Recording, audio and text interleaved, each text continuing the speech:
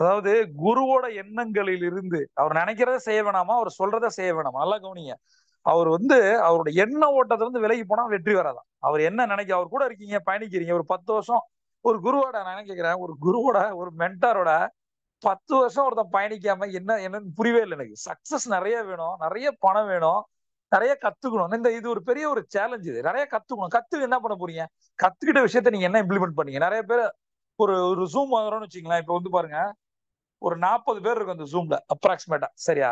இந்த 40 பேர்ல எத்தனை பேர் நாளைக்கு காலைல எந்திரிப்பாங்க? முதல் கேள்வி. இப்ப இந்த 40 பேருக்கும் ஒரே கண்டென்ட் தானே, ஒரே வாய்ஸ் தானே.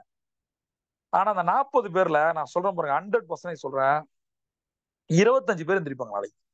நாளைக்கு ஜூம்ல 100% இந்த 40 பேர்ல 25 பேர் எந்திரிப்பாங்க. அந்த 15 பேர் ஏன் மிஸ் ஆறாங்க? அவங்களுக்கு கடன் இருக்காதா? கமிட்மெண்ட் இருக்காதா? ஒரு வாழ்க்கையில ஒரு சீரியஸ்னஸ் இருக்காதா? அப்புறம் அந்த மாதிரி சீரியஸ்னஸ் இல்லாதவங்க எதற்காக இந்த ஜூமுக்கு வரணும்? ஜூமுக்கு வந்தாச்சு, ஹெட்செட்டை போட்டீங்களா இல்லையா எனக்கு தெரியல, நோட்ஸ் எடுக்கிறீங்களா இல்லையான்னு எனக்கு தெரியல. எடுத்தா நீங்க வாழ்க்கை உருப்பட போகுது, இல்லைன்னா வாழ்க்கை அப்படியே தான் இருக்க போகுது. சரியா? எந்த ஒரு ஜூமும் எந்த ஒரு கண்டென்ட்டோ எதுவும் மாத்த போறதே கிடையாது. நீங்க மாறாம எதுவும் மாற போறதே கிடையாது. கில்ட்டியா ஃபீல் பண்ணுங்க, அசிங்கமா ஃபீல் பண்ணுங்க.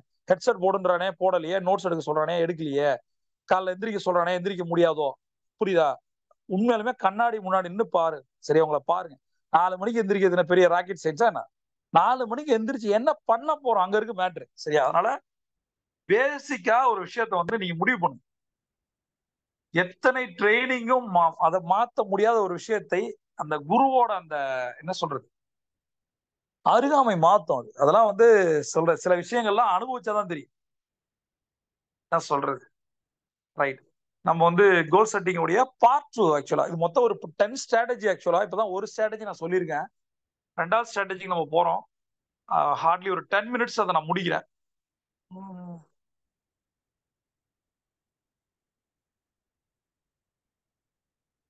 ஒரே நிமிஷம்.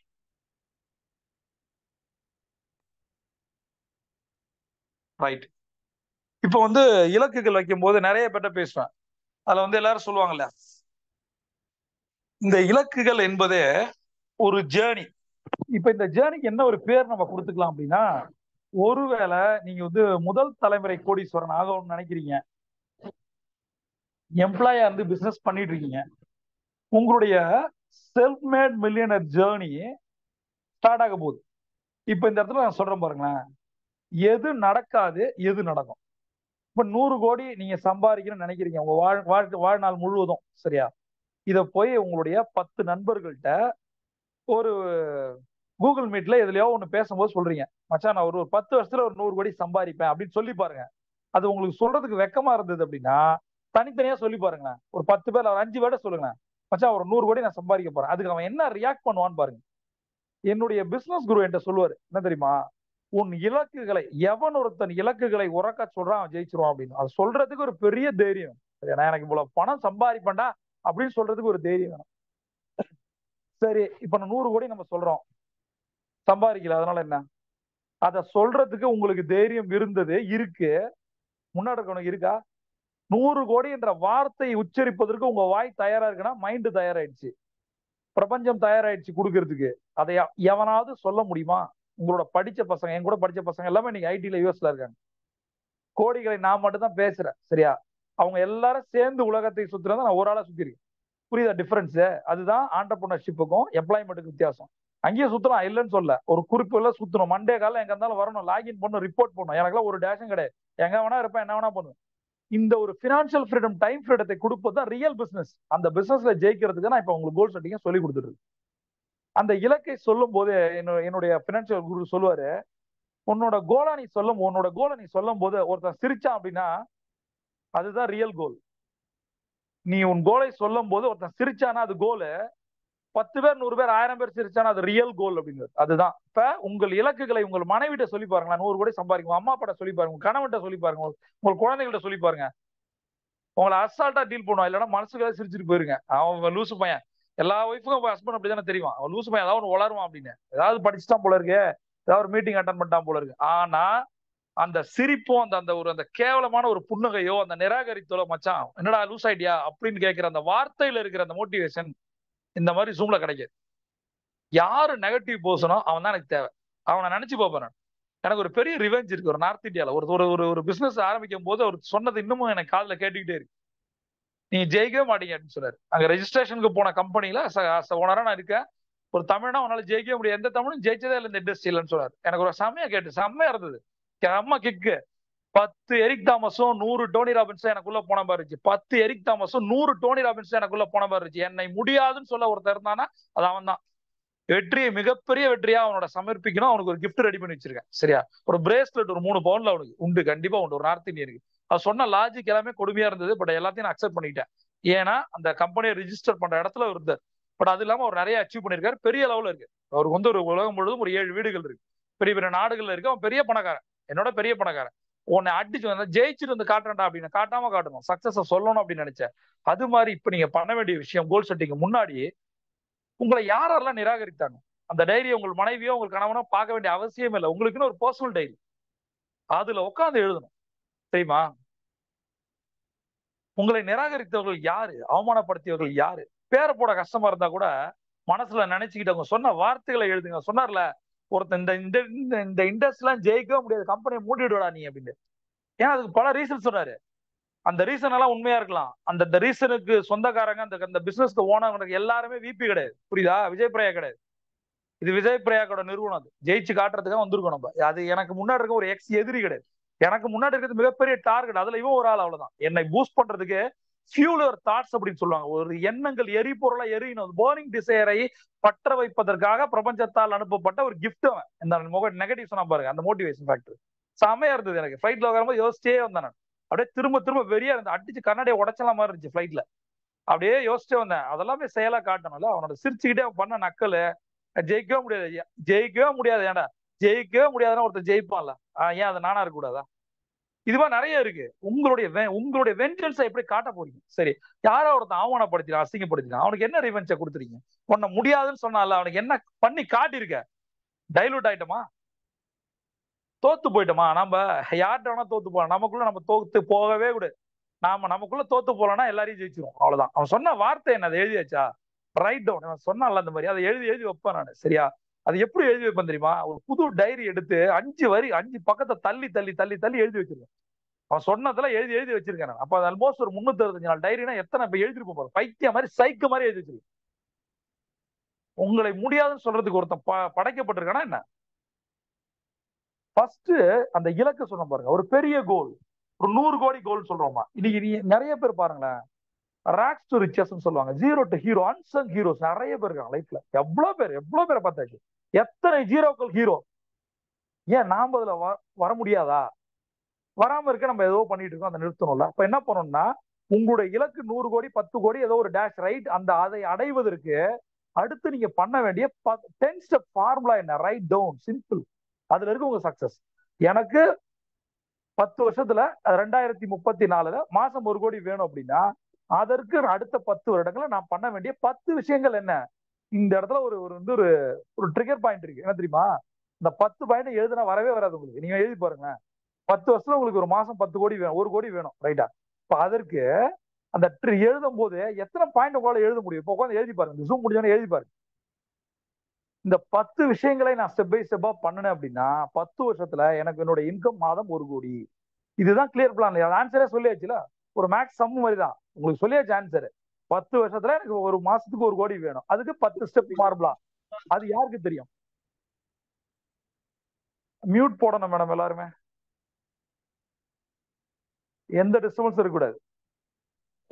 ரைட். ஃபர்ஸ்ட் ஆஃப் ஆல் அந்த 10 ஸ்டெப் ஃபார்முலா எழுத முடியுதா? இப்ப ஒரு சக்சஸ் எப்போ வந்து மிகப்பெரிய பணம் வரும்? இந்த மாதிரி ஒரு மாசத்துக்கு 10 லட்சத்துக்கு மேல, 1 கோடிக்கு மேல, 10 கோடிக்கு மேல ஒருத்தர் சம்பாதிக்கணும் அப்படின்னா ஃபர்ஸ்ட் உங்களுடைய விஷன் உங்களை இன்ஸ்பயர் பண்ணிக்கிட்டே இருக்கணும். இந்த துறையில, உங்கள் துறையில நான் ஏற்கனவே சொன்னேன், உங்க ரோல் மாடல் யாரு, அந்த 3 விஷயம் என்ன அப்படின்னு சொன்னேன். அது போலயே இந்த துறையில, உங்கள் துறையில ஜெயிச்சவங்க எத்தனை பேர்? Write down 10 people. அப்படியே வரிசையா எழுதுங்க. நீங்க ஒரு டெக்ஸ்டைல் இண்டஸ்ட்ரியில இருக்கீங்க, ஒரு ஆட்டோமொபைல்ல இருக்கீங்க, ஒரு நெட்வொர்க் மார்க்கெட்டிங்ல இருக்கீங்க, எதுவா இருந்தாலும் சரி, அதுல ஜெயிச்ச, உங்கள் துறையில் ஜெயிச்ச டாப் 10 பீப்புளுடைய பேர் எழுதுங்க. ஏன்னா உங்களுடைய இன்ஸ்பிரேஷன் ரோல் மாடல ஒரு தோனியா இருந்தது அப்படின்னா, தோனிட்டு இருந்து சில கேரக்டர் எடுக்கலாம். அவரு கூலானவர், டிசிஷன் மேக்கிங், ஒரு ஸ்ட்ராட்டஜி, ஒண்ணு தெரியுமா, ஒரு ஸ்டோரியே இருக்கு. எங்களுடைய நிறுவனம், என்னுடைய வங்கி தோனிக்கு ஸ்ப்ளெண்டர் பைக் வாங்குறதுக்கான லோனை ரிஜெக்ட் பண்ணுச்சு. உனக்கு ஒரு கன்சிஸ்டன்சி இன்கம் இல்ல அப்படின்றதுக்காக, அவர் ரஞ்சி டிராபி பிளேயரா இருக்கும்போது ஒரு ஸ்ப்ளெண்டர் பைக் வாங்குறதுக்காக என்னுடைய நிறுவனம் வந்து ரிஜெக்ட் பண்ணுச்சு. இன்னைக்கு அதோட மெயில் இருக்கு எங்களுக்கு. உங்களுக்கு நிரந்தர வருமானம் இல்லாதான் நாங்க ரிஜெக்ட் பண்றோம். ஆனா இன்னைக்கு எங்களோட நிறுவனத்துலதான் தோனியோட அது அந்த என்டையர் ஜார்க்கண்ட்லயே ஹையஸ்ட் வந்து டெபாசிட் அவரோட பணம் தான் இருக்கு. இதுதான் ரிவெஞ்ச். வண்டி வாங்குறதுக்கு லோன் தரமாட்டேன்னு சொன்னல, அந்த இடத்துல தான் பணத்தை கொண்டு வச்சிருக்காரு. இன்னைக்கு இந்தியா ஃபுல்லா இருக்கிற பெரிய ஸ்டார் ஹோட்டல்ஸ் உங்களுக்கே தெரியும், தாஜ் ஹோட்டல்ல கூட அவருடைய பைக் நிக்குது. அவருடைய லைஃப் எப்படி இருக்கு? ஜார்க்கண்டுக்கே கேப்டன் இல்லாத தோனி, ஒரு விக்கெட் கீப்பர் பேட்ஸ்மேன் தோனி, இந்தியாவுக்கே நிறைய அச்சீவ் பண்ண பல ஐசிசி கோப்பைகளை வாங்கி கொடுத்த கேப்டன். எந்த ஒரு மாநிலம், என்ன ஒரு பேக்ரவுண்டு யோசிச்சு பாருங்க. அந்த ஒரு மாநிலத்துக்கும் அந்த பேக்ரவுண்டுக்கும் எந்த விதத்துல நம்ம குறைஞ்சு போயிருக்கோம்? நாம ஏன் தோனியா மாறல? இதோ ஒரு கேள்வி. ஜார்க்கண்ட்லயே பிறந்திருக்கோம், பீகார்லயே பிறந்திருக்கோம், யூபிலயே பிறந்திருக்கோம். நமக்கு என்ன பிரச்சனை? நம்மள்ட்ட என்ன இல்ல? நம்மள்ட்ட என்ன இல்ல? எல்லாம் இருக்கு. நாம ஏன் அதுவா மாறல? இன்னைக்கு ஐசி இந்த வேர்ல்டு கப்பை ஜெயிச்சதுல எத்தனை தமிழன் இருந்தான்? யாருமே இல்ல. சொல்லிக்கிற மாதிரி யாரும் இருந்தா இத்தனை வருஷம் ஹிஸ்டரியில இவன் தாண்டா ஒரு சாம்பியன் சொல்ல நிறைய பேரை லிஸ்ட் போடுறீங்களா? ஒரு வெங்சர்கார்ல இருந்து, கவாஸ்கர்ல இருந்து, கபில் தேவ்ல இருந்து, ஒரு கோலியில இருந்து, தோனியில இருந்து, ரோஹித்ல இருந்து எல்லாத்தையும் லிஸ்ட் போறீங்களா? ஒரு தமிழ் இல்லையே ஏன்? கோல் வச்சக்கூடிய ஒருத்தர் இல்லையா? நம்ம பார்க்க தான் வந்திருக்கோம். எப்படி வந்து ஐடில வேலை செய்ய வந்திருக்கோமோ, தொழிலை உருவாக்க தவறணுமோ, அது மாதிரி நம்ம வந்து intellectual crowd, most hospitality crowd. Pakistan ஜெயிச்சுதான் ஏந்திரிட்டு கை தட்டுவோம், தமிழர்களை கொண்டாடுவாங்க. சரியா? இங்க தமிழர்களுக்கு தான் கிரிக்கெட் அதிகம். சேப்பா கிரௌடு நம்ம தமிழர்களுக்கு ஒரு மிகப்பெரிய பெருமை. சோவர் ஒரு சாம்பியனை ப்ரொடியூஸ் பண்ண தெரியாத முடியாத ஒரு சாதாரண மனிதர்கள் அடுத்தவனை பார்த்து கை தட்டுற அந்த மாதிரி ஒரு ஜென்மம். நம்ம அந்த ஹிட் லிஸ்ட்ல நம்ம இல்லவே இல்லை. ஏதோ ஒரு விஸ்வநாதன் ஆனந்த் மாதிரியான ஒரு சில செஸ்ல நம்மள அதான் சொல்றேன், நம்ம அறிவாளிகள். செஸ்ல நம்ம தான் கோல் வச்சிரும். ஆனால் பணம் அதிகம் குவிக்கப்பட்டிருக்கிற கிரிக்கெட்ல ஏன் நம்மளால ஜெயிக்க முடியல? அத்தனை வியூவர்ஷிப் இருக்கு, அத்தனை ஃபேன் பேஸ் இருக்கிற நம்மளால ஏன் ஜெயிக்க முடியல? ஏன் அந்த லீடர்ஷிப்? முதல் விஷயம், நீங்க பண்ண வேண்டியது உங்களுடைய இலக்குகளை மிக பெருசா போடணும். ரைட்டா? இதை எப்படி போடணும்ன்றத நான் சொல்றேன். இப்ப லாஸ்ட் 2 மினிட்ஸ்ல ஒரு கோலை நம்ம எழுதிட்டோம். அந்த துறையில இருக்கவங்க என்னென்ன அச்சீவ் பண்ணாங்க. அப்ப டே 1ல உங்க இண்டஸ்ட்ரியில யாரு ஜெயிச்சிருக்காங்க, அவங்கள பத்தியான விஷயங்களை நம்ம திரட்ட போறோம் அடுத்த 10 நாளைக்கு. சரியா? உங்கள் துறையில யார் நம்பர் 1, அவருடைய பேக்ரவுண்ட் என்ன, அவர் எங்க படிச்சாரு, என்ன பண்ணாரு, கூகுள், ஃபேஸ்புக் எல்லாத்திலையும் அவரை பத்தி அனலைஸ் பண்றோம். நாம எப்பயுமே சொல்லுவேன், நான் கூகுள சர்ச் பண்ணாதீங்க, ரிசர்ச் பண்ணுங்கன்னு சொல்லுவேன். கூகுள்ல சர்ச் பண்ணா வேற மாதிரி இருக்கும், ரிசர்ச் பண்ணி பாருங்க.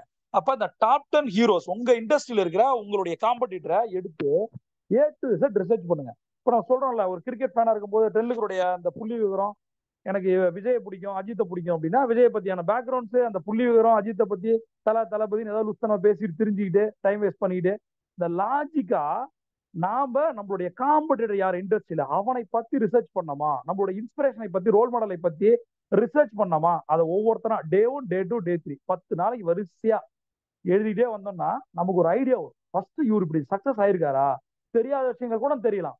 அப்புறம் செகண்ட் பாயிண்ட், டே 1ல எடுத்துக்கிட்டோம், கூகுள்ல எல்லாத்தையும் சர்ச் பண்ணி பாக்குறோம், விக்கிபீடியால இருந்து எல்லாம் பாக்குறோம். அதுலயும் இல்ல அப்படின்னா இந்த துறை சார்ந்த நண்பர்கள்ட்ட பேசும்போது அவர் எப்படி ஃபர்ஸ்ட் வந்தாரு, அப்ப சில கிடைக்கிற இன்புட்டை ரெக்கார்ட் பண்ணி வச்சுக்கிட்டு எழுதி வைக்கிறோமா. இப்ப கூகுள்ல கிடைச்ச விஷயங்கள் பிளஸ் நம்ம நண்பர்கள்ட்ட பேசி அந்த துறை சார்ந்த நண்பர்கள்ட்ட பேசின விஷயங்கள் இதெல்லாம் கிடைக்கும் போது நமக்கு ஒரு ஒரு ஐடியா கிடைக்கும். ஓ, டே 1ல நம்மளுடைய காம்படிட்டர், நம்மளுடைய ரோல் மாடல் இவர்கிட்ட இருந்து இந்த 5 விஷயத்த கத்துக்கிட்டேன், இதை இன்னிலிருந்து இம்ப்ளிமெண்ட் பண்ண போறேன். இது மாதிரி நம்மளுடைய டாப் 10 காம்படிட்டர் நம்ம ஃபோக்கஸ் பண்ண வேண்டியது. Always focus on competitor. காம்படிஷனை ஃபோக்கஸ் பண்ணோம், என்டர்டைன்மெண்ட்டை ஃபோக்கஸ் பண்ணவே கூடாது. சரியா? இப்ப இதுல கிடைக்கிற விஷயங்களை நீங்க எழுதுனீங்கன்னா, இதை நான் சொல்றத 10 நாள் பண்ணி பாருங்க, உங்களுக்கு மினிமம் ஒரு 25 பாயிண்ட் கிடைச்சிருக்கும். அந்த 25 பாயிண்ட் தான் நீங்கள் 10 வருஷத்துல 10 கோடி 1 கோடி சம்பாதிப்பதற்கான ஸ்ட்ராட்டஜி. ரைட்? இப்போ வந்து சரி, இது ஒரு பாயிண்ட். ரைட்? அடுத்தது லாங் டேர்ம் கோலை வைக்கணும். இம்பாசிபிள் கோலை பாசிபிளா மாத்துறதுக்கான கோலை வைக்கணும். உங்களால் மாசம் 1 கோடி சம்பாதிக்க முடியும் அப்படின்னு நான் சொல்றேன் அப்படின்னா, மாசம் 10 கோடி சம்பாதிப்பதற்கான ஒரு கோலை நீங்க வைக்கணும். அதாவது இலக்கு என்பது உங்களுக்கானது, உங்களுடைய பர்சனல் இலக்கு. இது கம்மி அதிகம் சொல்வதற்கு எனக்கோ வேற எவனுக்கோ உரிமை இல்லை. சரி? யாரும் சொல்லக்கூடாது. உங்களுடைய உங்களுடைய இலக்கு, உங்களுடைய கனவு, அதை பத்தி பேசுவதற்கு எவனுக்கும் இந்த உலகத்தில் உரிமை கிடையாது. உங்களை பெத்த அப்பா அம்மாவே கிடையாது, வேற எவனுக்கும் கிடையாது. உன்னை குறை சொல்வதற்கோ உனக்கு எவனுக்கும் தகுதியோ அருகதே கிடையாது. அப்படி ஒருத்தர் கிடையவே கிடையாது. நீ ஒரு இலக்கை வச்சிருக்க 100 கோடி சம்பாதிக்க போற, 3 வருஷத்துல சம்பாதிக்க போறான், வெல் அண்ட் குட். யார் அதை முடியாதுன்னு சொல்றது? அப்ப 3 வருஷத்துல 100 கோடி சம்பாதிச்சவன் இல்லையா? 100 கோடி சம்பாதிக்காதவனே இல்லையா? சம்பாதிச்சவனே இல்லையா? யோசிச்சு பாருங்க. அடுத்தது உங்களுடைய ஒவ்வொரு ஸ்டெப்பா போகும்போது, இந்த 1 கோடியை நோக்கி நீங்க போகும்போது, அப்ப அதை 10 வருஷத்தை பிரிக்கும் போது அடுத்த நெக்ஸ்ட் 1 இயர் ரொம்ப ரொம்ப குருஷியல் பார்ட். 1000 டேஸ் ரொம்ப ரொம்ப குருஷியல் பார்ட். இந்த 1000 டேஸ் வந்து the word called active mode. 3 mode இருக்கு. Active mode, admin mode, auto pilot mode. இந்த ஆக்டிவ் மோட்ல அடுத்த 1000 நாட்கள், 10 வருஷம் டார்கெட், 3 வருஷத்துல செத்து படைக்கணும். கடன்காரன்ட்ட சாகக்கூடாது அப்படின்னா, கடனோட சாகக்கூடாதுன்னா, கமிட்மெண்ட்ல சாகக்கூடாது அப்படின்னா, உங்களுடைய எண்ணங்களோட சாகணும், சொல்லோட சாகணும், செயலோட சாகணும், விளைவுகளோட சாகணும், கோல் செட்டிங்கோட சாகணும். காலையில 4 மணிக்கு ஏர்லி பெட்டுக்கு போகணும். அவ்வளவுதான், சிம்பிள். அப்ப அந்த அந்த மைல் ஸ்டோன் என்னன்றது இப்பயே பிளான் பண்ணணும். இந்த முதல் 1000 நாட்கள்ல முதல் 100 நாள் ரொம்ப, அதான் சொல்றேன், வானல்ல விழுந்த புழு மாதிரி, நெருப்புல போட்ட மாதிரி இருக்கணும். எவனையும் பார்க்க கூடாது, எவளையும் பார்க்க கூடாது, எதை பற்றியும் கவலை படவே கூடாது. என்னோட இலக்கு நான், அவ்வளவுதான். சாப்பிடுறியா தூங்குறியா எனக்கு தெரியும். என் இலக்கு இலக்கு இலக்கு இலக்கு ஜெயிக்கும். யோசிச்சு பாருங்க. ஒரு அத்லட் ஒலிம்பிக்ல கோல்டு மெடல் வாங்கணும்னா காலைல 4 மணிக்கு எந்திரிப்பானா, ஓடுவானா, மாட்டானா? எத்தனை 4 வருஷத்துக்கு ஒரு தடவை ஒலிம்பிக் நடக்குது. எத்தனை உசன் போல்டுகள் வந்திருக்காங்க. ஆனா எத்தனை பேர் உசன் போல்ட் ஆகணும் ஓடிட்டு இருக்கான் தெரியுமா? ஓடவே ஆரம்பிக்கலையே, கிரவுண்டையே பார்க்கலையே, காலைல எந்திரிக்கவே இல்லையே. கனவுல தானே உசைன் போல்ட் வந்திருக்கான். எப்படி காசு வரும்? அது கன்வெர்ட் ஆகணும்ல. கனவு நாயகன் அப்படியே மாறணும்ல. உசைன் போல்ட்டா மாறணும்ல. காலைல எந்திரிச்சு கிரவுண்டுக்கு போகணும்ல, அங்க பிராக்டிஸ் பண்ணணும்ல, விடாம கன்சிஸ்டன்சியா பண்ணணும்ல. அப்ப அதுதான same like business. Usain Bolt எப்படி அத்லெட்லயோ ஒலிம்பிக்லயோ அது மாதிரி அடுத்த ஒரு 4 இயர்ஸ் 5 இயர்ஸ் 10 இயர்ஸ்ல நீ ஒரு உசைன் போல்ட்டா உன் பிசினஸ்ல மாறணும், ஜெயிக்கணும், பணக்காரன் ஆகணும்னா எந்திரிக்கணும்ல, ஓடணும்ல, கிரவுண்ட பார்க்கணும்ல, விடாம பண்ணணும்ல, தோத்து தோத்து போகணும்ல, அடுத்தவன் வந்து அடுத்தவங்க முன்னாடி அசிங்கப்படணும்ல, அதுக்கு தயாரா இருக்கணும்ல. ஒவ்வொரு மைல் ஸ்டோனையும் அப்படியே பிரேக் பண்ணணும், ஆக்ஷனபிள் ஸ்டெப்பா மாத்தணும். 1000 நாள்ல இதை பண்ண போறேன், அடுத்த 100 நாள்ல இதை பண்ண போறேன், அடுத்த 10 நாள் இதை பண்ண போறேன், நாளைக்கு இதை பண்ண போறேன், இந்த நிமிஷம் இதை பண்ண போறேன். இது மாதிரியான ஒவ்வொரு ஸ்டெப் பை ஸ்டெப்பா அந்த ஒரு என்ன சொல்றது, ஆக்ஷனபிள் ஸ்டெப்பா, actionable success secret equal to actionable steps. இதை போட்டுட்டு ஒவ்வொரு செயலுக்கும் சொல்றேன் பாருங்க, ஒவ்வொரு செயலுக்கும் success secret equal to date line. Success secret equal to date line. Dead line வந்து நெகட்டிவ், டேட் லைன். அந்த டேட் லைன் எப்படி வைக்கணும்? ஒரு ஸ்டெப்புக்கு வைக்கணும், ஒரு மைல் ஸ்டோனுக்கு வைக்கணும்.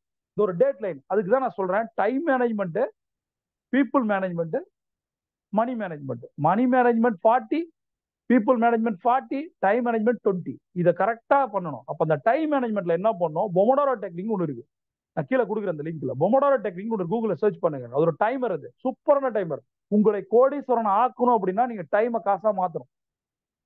அந்த டைம்ல நேரத்தை போட, அந்த நேரத்தை எனர்ஜியை போடணும், உங்க ரிசோர்ஸ் ஸ்கில் செட் எல்லாத்தையும் போடணும். ஆட்டோமேட்டிக் என்ன தெரியுமா? அந்த பொமோடோரோ டெக்னிக்கை யூஸ் பண்ணிட்டு ஒருத்தன் daily 10 at least 10 Pomodoro technique use பண்ணா கோடி சொன்னாங்க. பொமோடோரோ டெக்னிக் என்பது 25 + 5 25 + 5.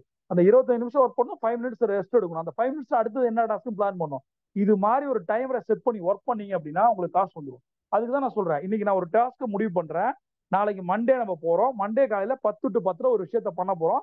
நம்ம காலையில வந்து ஃபர்ஸ்ட் எடுத்துறேன் அஃபர்மேஷன் சொல்லிட்டோம், அந்த கோல்ஸ் விஷுவலைசேஷனை மாத்திட்டோம். இன்னைக்கு வந்து சிம்பிள் எக்ஸாம்பிள், இன்னைக்கு ஒரு 10,000 வரணும்னு நினைக்கிறோம். 10,000 நம்மகிட்ட 10 மணி நேரம் தான் இருக்கு, ஒரு நேரத்துக்கு 1000 வேணும்னு நினைக்கிறோம்.